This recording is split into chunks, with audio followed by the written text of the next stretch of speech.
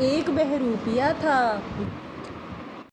वह तरह के वेश बनाकर लोगों का मनोरंजन किया करता था। इससे जो पैसे मिलते थे उनसे वो अपनी जीविका चलाता था। एक बार बहरूपिये ने साधु का रूप बनाया, पर जटाएं जमाई और शरीर पर भभूत लगाया। फिर नगर के बाहर एक बड़े से पेड़ के नीचे अपनी कुटिया तैयार की और वहां बैठकर तपस्या करने लगा। सारे नगर में बात फैल गई कि एक बहुत पहुँचे हुए साधु महाराज पधारे हैं। धीरे धीरे चारों ओर साधु का यश फैलने लगा। सारा दिन उसके यहाँ भीड़ रहने लगी। लोग कहने लगे कि साधु महाराज के आशीर्वाद से संसार के बड़े बड़े कष्ट दूर हो जाते हैं। मन ही मन बहरूपिया अपनी सफलता पर मुस्कुराया करता। साधु की कीर्ति नगर सेठ के पास भी पहुंची। यह सुनकर वह अति विश्वास से हंस पड़ा। बोला, ऐसे ढोंगी यहाँ ना जाने कितने आते रहते हैं। सेठ ने साधु की ओर कोई ध्यान नहीं दिया। उधर साधु का नाम चारों ओर फैलता गया। लोग उसकी प्रशंसा करने लगे। सेठ ने बहुत इलाज कराया।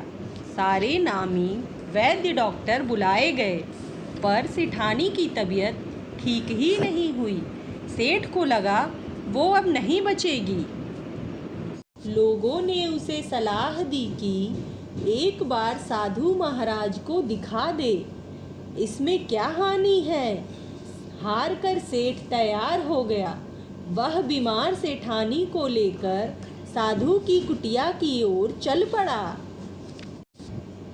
साधु बहुत ही प्रसन्न हुआ। सेठ ने आकर साधु के चरण पकड़ लिए और विनम्रता से विनती की कि महाराज जैसे भी हो सेठानी को ठीक कर दो। यह मेरे घर की लक्ष्मी है। जिस दिन से मेरे घर आई है मुझे लाभ ही लाभ हुआ है। इसे कुछ हो गया तो मैं कहीं का नहीं रहूँगा। साधु ने गंभीर चेहरा बनाकर कहा, भगवान ने चाहा तो सेठानी 7 दिनों में बिल्कुल ठीक हो जाएगी। ऐसा कहकर उसने चुटकी भर भस्म सेठानी के ऊपर डाल दी और फिर रोज आने को कहकर घर जाने को कहा।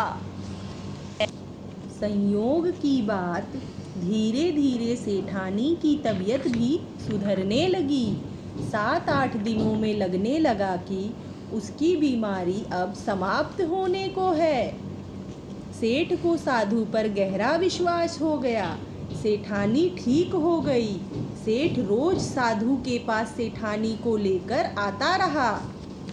साधु रोज उसे उपदेश देता, यह संसार माया है। धन का लोभ आदमी को आदमी ही नहीं रहने देता है।